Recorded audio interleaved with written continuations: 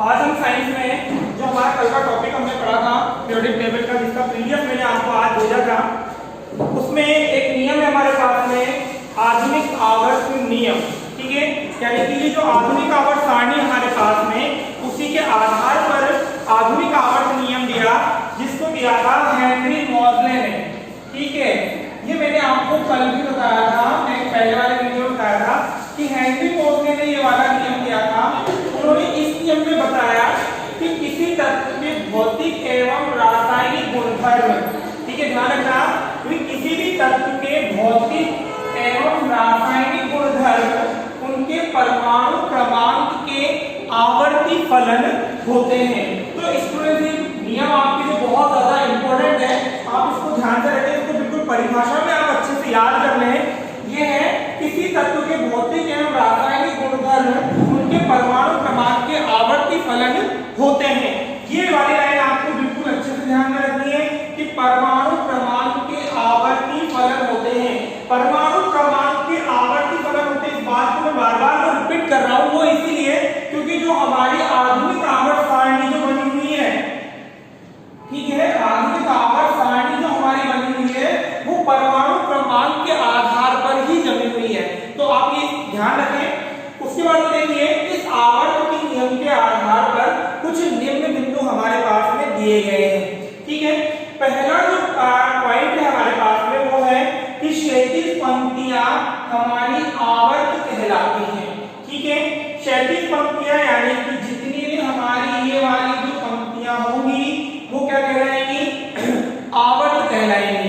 इसी में जो नेक्स्ट पॉइंट था अपना, मतलब मैंने इसमें लिखा है, आपके पीडीएफ में चीज है कि क्षैतिज पंक्तियां को आवर्त कहलाती है और जो ऊर्ध्वाधर जो पंक्तियां होती हैं वो वर्ग या समूह कहलाती है।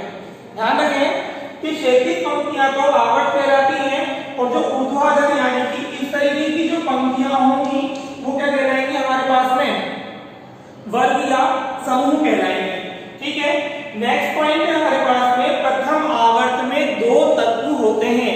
ध्यान रखिए स्टूडेंट कि हमारे पास में जो हमने सारणी बनाई थी, हमने सारणी इस तरीके से बनाई थी, देखो हमने सारणी बनाई थी इस तरीके से, हमारी सारणी बनी हुई थी। ठीक है, तो इसमें जो प्रथम आवर्त है यानी कि ये वाला जो प्रथम आवर्त है, तो आवर्त चलेगा इस तरीके से। तो प्रथम आवर्त में केवल कितने तत्व मान रहे हैं हम? दो तत्व। ये ध्यान रखें, यानी कि प्रथम आवर्त में केवल दो तत्व होते हैं और दो तत्व होने के कारण ही इसे अति लघु आवर्त कहते हैं। आई बात समझ में? अगर हम देखेंगे कि भाई पहले आवर्त में कितने तत्व हैं? दो तत्व हैं और दो तत्व होने के कारण हम इसको क्या कह देंगे? अति लघु आवर्त कह देंगे। उसके बाद में हमारे पास में आता है कि दूसरे और तीसरे आवर्त में, यानी कि दूसरे और तीसरे आवर्त, इन दोनों आवर्त में आपके पास में 8 तत्व होते हैं। यानी कि अगर हम ऐसे चलेंगे तो हमारे पास में दूसरे आवर्त में भी हमें 8 तत्व दिखेंगे और तीसरे आवर्त में भी हमें 8 तत्व मिलेंगे। तो इस आधार पर हमने इसको बोल दिया था लघु आवर्त। आई बात समझ में?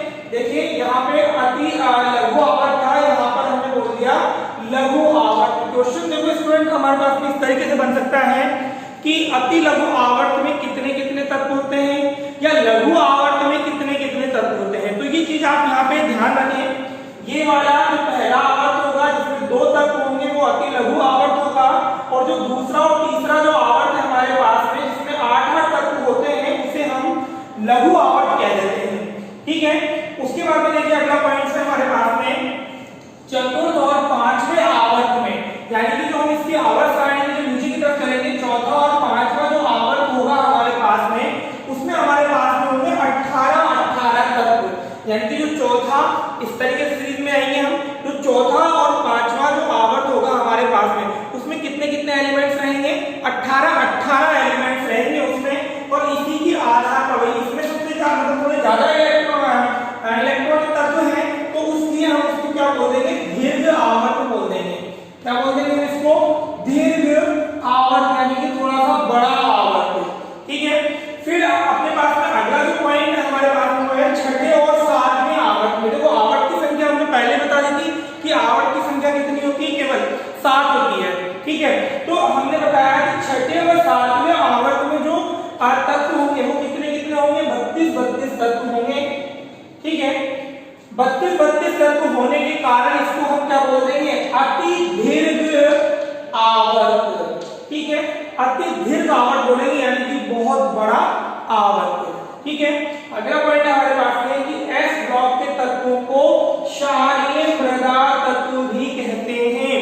ये हमारे पास में बहुत ही इंपॉर्टेंट क्वेश्चन है, क्योंकि कई बार बोर्ड एग्जाम में बिल्कुल माइनर क्वेश्चन में बिल्कुल डीप क्वेश्चन जो पूछा जाता है वो यहां से पूछा जाता है कि क्षारीय मृदा तत्व जो है वो किस ब्लॉक के तत्व को कहा जाता है, तो वो है हमारे पास में एस ब्लॉक के तत्व। उसके बाद में अगला पॉइंट आता है हमारे पास में पी ब्लॉक के तत्वों को मुख्य तत्व, ध्यान रखिए इन्हें मुख्य तत्व भी कहते हैं और इन्हें निरूपक तत्व भी कहा जाता है, ये चीज ध्यान रखें। उसके बाद में हमारे पास में जो लास्ट पॉइंट आता है अपने पास में वो आता है डी ब्लॉक के तत्वों को। जो हमारे पास में डी ब्लॉक के तत्व थे, डी ब्लॉक के तत्वों को संक्रमण तत्व कहा जाता है।